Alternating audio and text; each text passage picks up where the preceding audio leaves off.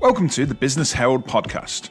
The Business Herald is a weekly roundup of all of the top UK business news stories by email, social media, and this podcast. The podcast will feature some of the week's main stories, and we'll be joined by various business people on each episode to discuss the week's news and how it might impact a smaller business like yours. And hopefully we'll have some fun on a Friday too. I'm your host, Stephen Mather. I'm a lawyer for SMEs, and I help business owners sleep better at night by sorting their legal problems out. Thanks for listening, and stay tuned for the next episode of the Business Herald.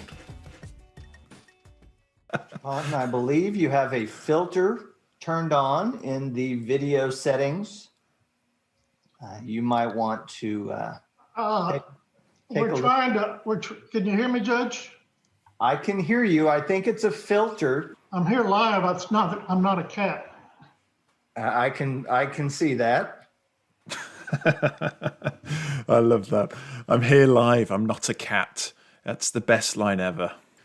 Yes, that's now the now famous words of the American lawyer Rod Ponton in an online video call court hearing in the US. Ponton was struggling with a video filter which made him appear like a cat. And if you've not seen the video, then where have you been? You should watch it. It's hilarious, honestly. It really is. And apparently it was the judge who first tweeted the video as well. Interesting.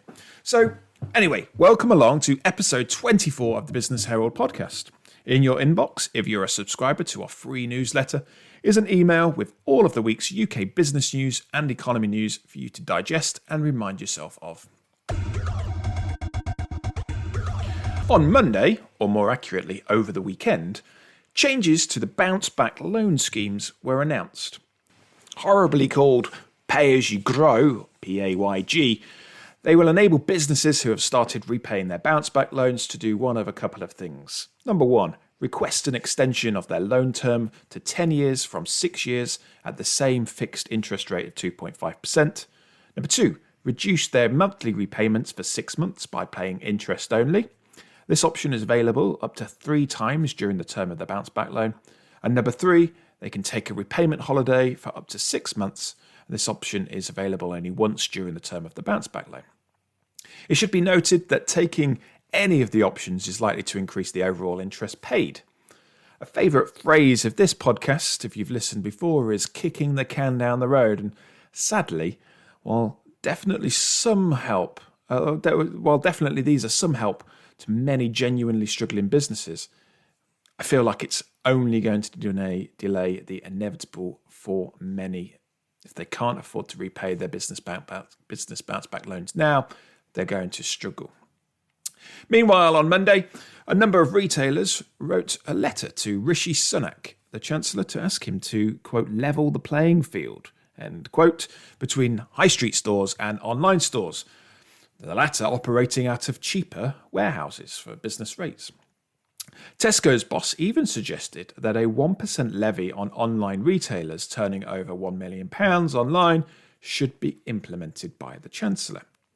Now, the trouble is with the retailer's suggestion, as I see it, is that any extra tax or charges or whatever they come up with is only ever going to be added to the cost to the consumer. So we'll all end up paying more anyway. On Tuesday, figures were released which said that UK consumer spending was down to its lowest since spring. It's down 16%. Although, interestingly, spending on meal kits and takeaways, well, they're up. The Bank of England, however, reckons that consumers have built up a £150 million war chest, such that once lockdown is eased, spending will potentially hit record figures.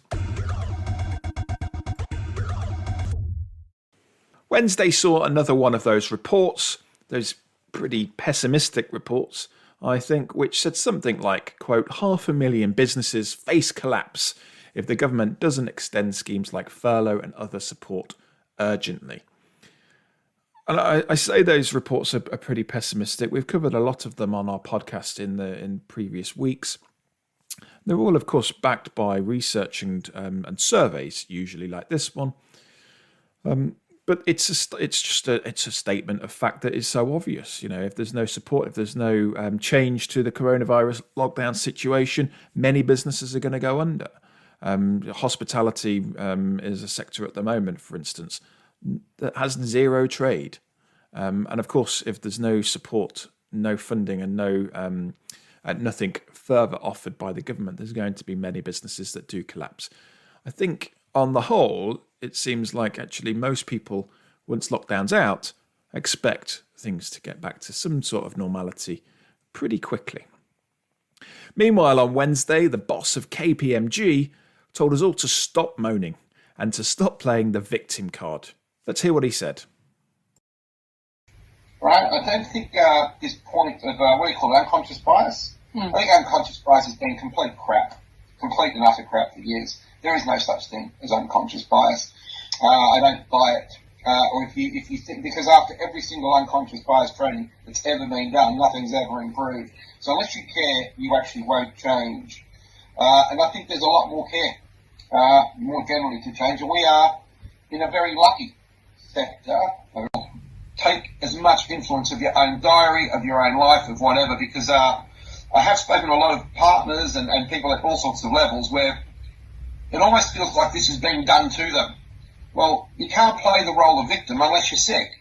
And I hope you're not sick and you're not ill. And if you're not, take control of your life. Don't sit there and moan about it, quite frankly.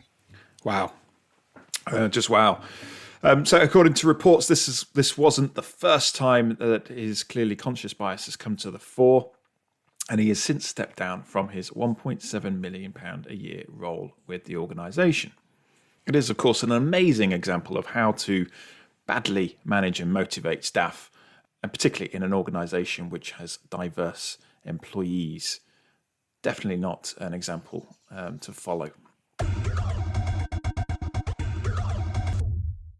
On Thursday, Pretzel, the Italian restaurant chain, entered administration and was immediately brought back in a pre-pack deal by the same owners.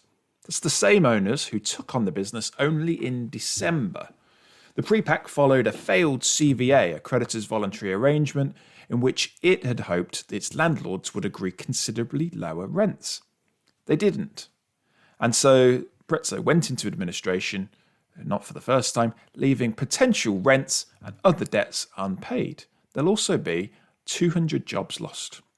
Now, I'm fast becoming a supporter of boycotting companies which use CVAs and pre-pack administrations, and while they are completely and 100% legal and intended to avoid companies going into liquidation, it does frequently seem like they're being used by badly run businesses to sack off debt, not pay people, not pay creditors, and then carry on afresh to make more money for their shareholders.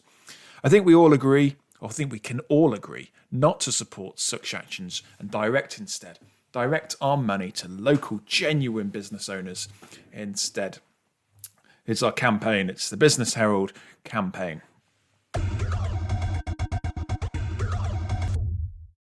Finally, on Friday today, GDP figures came out, and we've seen the biggest annual drop since the Great Frost in 1709, nearly a 10% drop in GDP.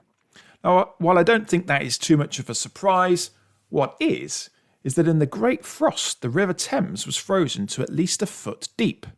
Well, that's 30 centimetres for the younger people that are listening. Those younger people are now possibly thinking that people's feet are all different sizes, so that's a very weird way of measuring things. And perhaps what's worse than that is to measure something a foot deep. One's body would need to effectively be laying horizontally on the frozen riverbed. Okay, that's all a bit weird. Let's move on. So, that's it for this week's podcast. Thank you very much for listening. On next week's show, we have Yemi Jackson, and we'll be talking once again about diversity in the workplace and her fascinating new project to help more BAME people into boards of companies. Thank you for listening to this week's show. If you enjoyed it, please leave a review on Apple Podcasts and hit the subscribe button wherever you download your podcasts from. If you're not a subscriber to the free email newsletter, then do visit www.businessherald.co.uk and enter your details there. But for now, thanks very much for listening. I've been Stephen Mather. Goodbye.